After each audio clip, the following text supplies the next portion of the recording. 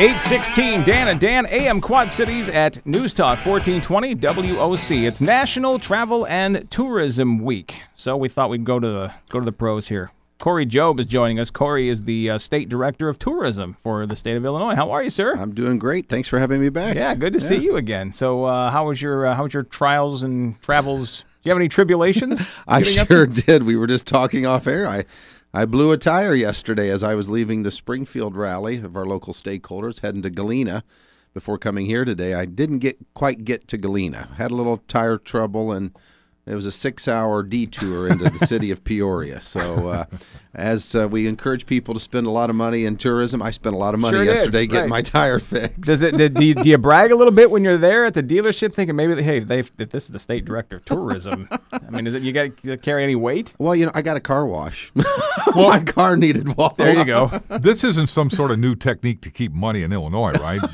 this blown tire thing. Get to the middle of the state, we make the roads really bad so you can't leave. See, anything we can do to keep visitors spending money in the state. So what's going on? What are we doing for National Travel and Tourism Week? Sure. Every year the U.S. Travel Association launches or does this week a National Travel and Tourism Week, and it's really an opportunity for stakeholders and partners in each of the regions around the state to go out and talk to elected officials, the press, and talk about the importance of travel and tourism and really what it means on our overall economy. And one thing we've been working on is an initiative called Project Time Off. And this number will astound you. Employees in the United States leave 169 million vacation days unused on the table each year. And just think what that means for your personal well-being, your health, your livelihood, your motivation to do more things. But what I look at it is what that means on our economy. Yeah. Not only our national economy, but what it means for the state of Illinois. And just think if we could get each employee to take one more vacation day and make it an overnight stay in the state, what that could do for our local economy in terms of revenues, sales tax, gasoline tax, all these sorts of things that tourism helps generate, what that would do for our economy here in the state of Illinois. What does that say? That's That's a sobering number. Yeah, 169 million. And really, one of the statistics says we're collectively handing back $52.4 billion. $52.4 billion by not using 169 million vacation days. So there's an opportunity to talk about all the great things we're doing nationally with our partnership with the U.S. Travel Association, but what we're doing here in the state of Illinois as well.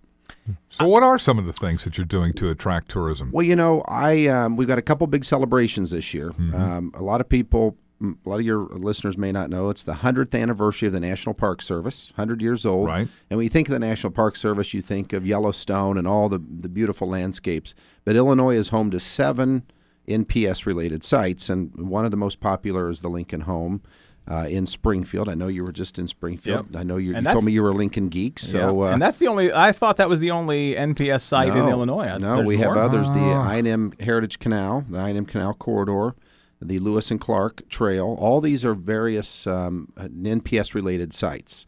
And so we're inspiring family travel this summer to get out and experience not only the National Park Service sites, but get out and experience our state parks as well. They're very popular tourist attractions around the state. And then this year in November, but we're celebrating it all year long, is the 90th anniversary of Route 66, the iconic Mother Road. Oh, yeah. And what we're trying, Route 66 is big with international visitors. It's very popular in London and Germany. And I travel up and down the road quite a bit, and we have the most complete, authentic sites than any other state along the iconic road from Illinois to California.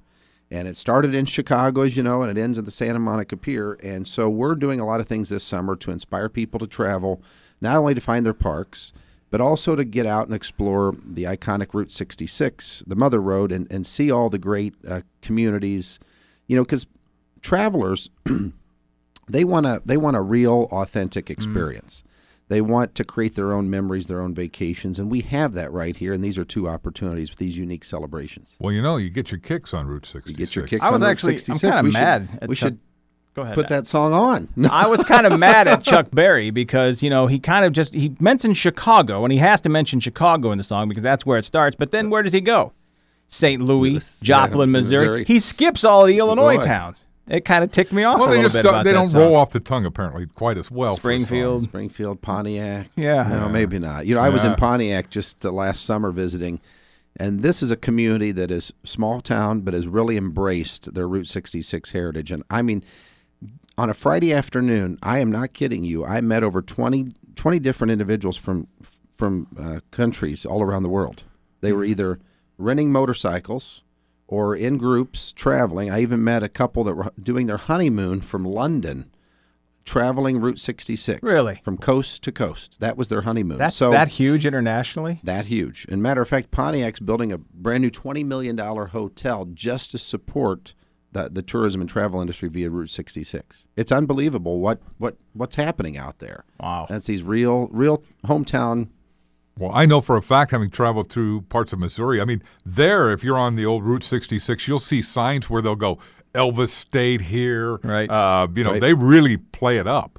Well, and I know the Scenic Byway group, they do a fantastic job, and they're going to be announcing a few things later this year as the celebration continues.